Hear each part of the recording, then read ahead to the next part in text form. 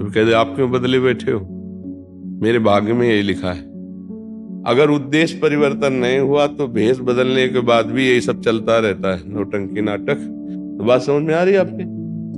हाँ, आपको बाबा जीवन का प्रणाम करवाना हो तो कोई बात नहीं, फिर तो थोड़ा 10-20 रुपया बचा लिए तो किसी गरीब की बीमारी में लगा देते हैं, किसी पशु पक्षी की सेवा में लगा देते हैं। ऐसी जगह हम वो सेवा दे देते हैं जिससे हजारों को लाभ मिले।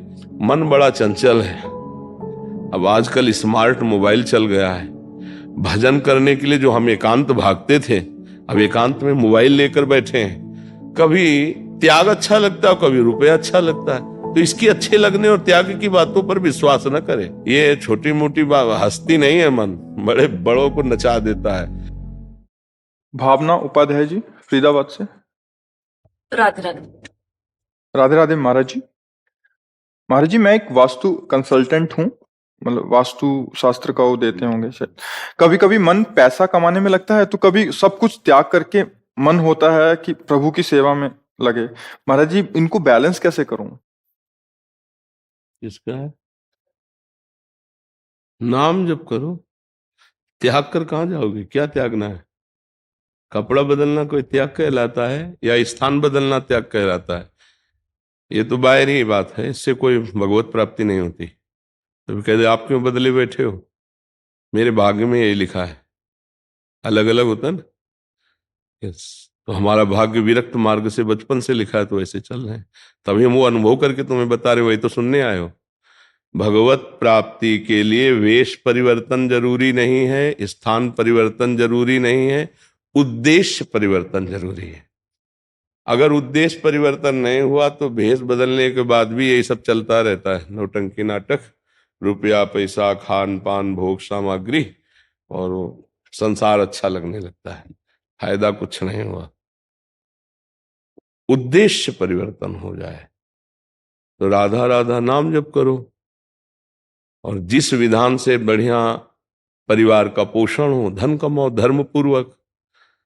अधिक लग रहा है कि 100-200 अधिक है तो अस्पताल में किसी के दे दो, गरीब की भी दवाई में लग जाए। भूखे को भोजन दे दो। नाम जप करो, जहां हो वहीं भगवान की प्राप्ति हो जाएगी। और हजारों लोग भगवान का भाव रखकर प्रणाम करते हैं। अगर सही माने में भजन नहीं तो नरक जाना पड़ेगा। प्रणाम खाली नहीं है, सबका हिसाब है। एक बार सर झुकाया किसी ने तो तुम्हारे पुण्य वो लेगा, कोई फ्री में तो दंडवत नहीं करता, ध्यान रखना। तुमको 100 रुपया चढ़ाया, उसका हिसाब भजन से जाएगा। वो तो नासवान पैसा दे रहा, तुम्हारा भजन कटेगा। इसलिए रात दिन भजनानंदी महात्मा जब भजन करते तब संसार का मंगल और स्वयं का कल्याण करते हैं। बाबा जी बनकर भंडारा खाना या ऐसे खा पी के ऐसे पड़े रहना तो नरक की प्राप्ति होती है, अगर भजन ना हो। केवल वेश धरने से कल्याण नहीं होता, भजन करने से कल्याण होता है।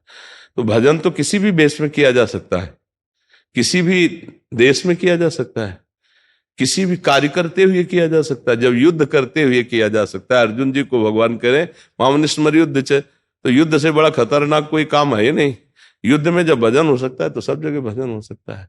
तो बात समझ में आ रही है आपके? हाँ, आपको बाबा जीवन का प्रणाम करवाना हो तो कोई बात नहीं, फिर तो अगर भगवत प्राप्ति करनी है तो ऐसे ही। हमें सही बात ये लगती है, मैं घोर वैराग्य और वो बात अलग है। नहीं तो बाबा जी बनना खतरे से खेलना है। बाबा जी बनकर यदि सही मार्ग में न चल पाए ना तो ऐसे न वैसे रहे मजरे डो पाछलियो जी करी निर्भाषित। न गृहस्थी धर्म में रह पाए, न विरक्ति धर्म में रह पाए, न इधर का न उधर का, बेमतलब में जीवन नष्ट हो जाता है। तो गृहस्थी में रह करके क्या, धर्म पूर्वक धन कमाए, चार की सेवा करे, परिवार का संचालन करे और नाम जप करे, बहुत बढ़िया है। संत बने तो फिर बहुत कष्ट में जीवन व्यतीत करके भगवत प्राप्ति करे, फिर भगवान जैसे चाहे तैसे रखे। पहले भगवत प्राप्ति करे, अब वो बहुत कठिन है। जब एक हिरन का बच्चा भरत जी को याद से कर सकता है तो ये करोड़ों अरबों रुपया भगवान की याद में कितना बड़ा विघ्न पहुंचा सकते हैं। ये भोग सामग्री, ये नाना प्रकार की वाहवाही, कितना बड़ा भगवान। तो हमें लगता है छुप कर भजन करके निकल जाए, बहुत बड़ी बात है। तो राधा राधा जपो, धर्म पूर्वक धन कमाओ, अपने परिवार का पोषण करो और घर में सादगी से रहो। 10 पैसा बचा करके दूसरे की सेवा में लगा दो। है ना। अब मान लो हमारा काम 100 रुपया से चल जाता है और हम थोड़ा 10-20 रुपया बचा लिए तो किसी गरीब की बीमारी में लगा देते हैं, किसी पशु पक्षी की सेवा में लगा देते हैं। ऐसी जगह हम वो सेवा दे देते हैं जिससे हजारों को लाभ मिले, ऐसा कर देते हैं। बहुत से ऐसे स्थान हैं जहाँ हजारों प्राणियों को लाभ मिल सकता है।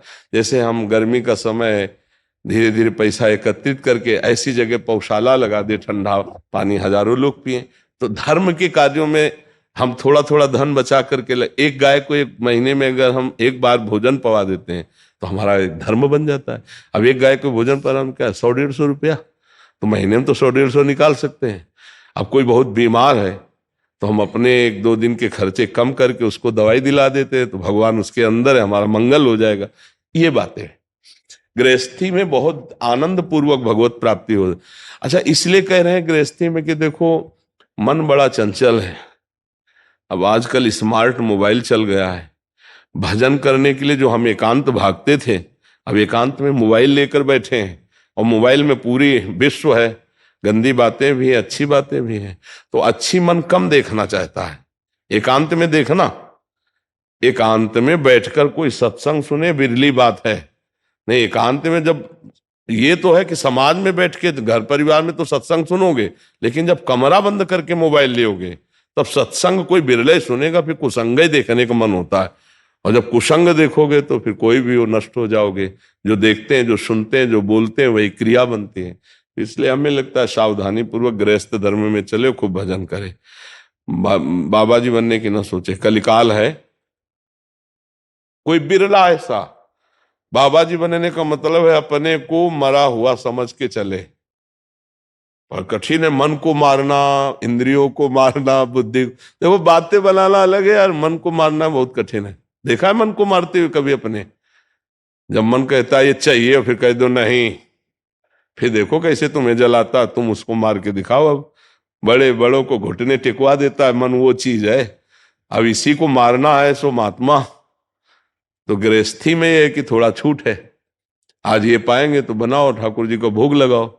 मन खराब हुआ तो तुम गृहस्थी में हो, तुम्हारे कोई पाप नहीं लगेगा। विरक्ति में बहुत होश में चलने का। तो इसलिए हमारी सलाह है, नाम जप करो। और मन की दशा तो बदलती रहती है। इसको कभी वैराग्य अच्छा लगता है, कभी विवाह अच्छा लगता है, कभी त्याग अच्छा लगता है, कभी रुपया अच्छा लगता है। तो इसकी अच्छे लगने और त्याग की बातों पर विश्वास न करे। ये छोटी मोटी हस्ती नहीं है, मन बड़े बड़ों को नचा देता है। तो अगर भगवान की प्राप्ति करनी तो धर्म पूर्वक चले, अपने अपने धर्म का पालन करते हुए। पर विरक्त धर्म बहुत कठिन धर्म है। विरक्त वेश धर्म मतलब लाखों में कोई एक सच्चाई से भगवान के मार्ग में चल पाता है, बहुत कठिन है जी।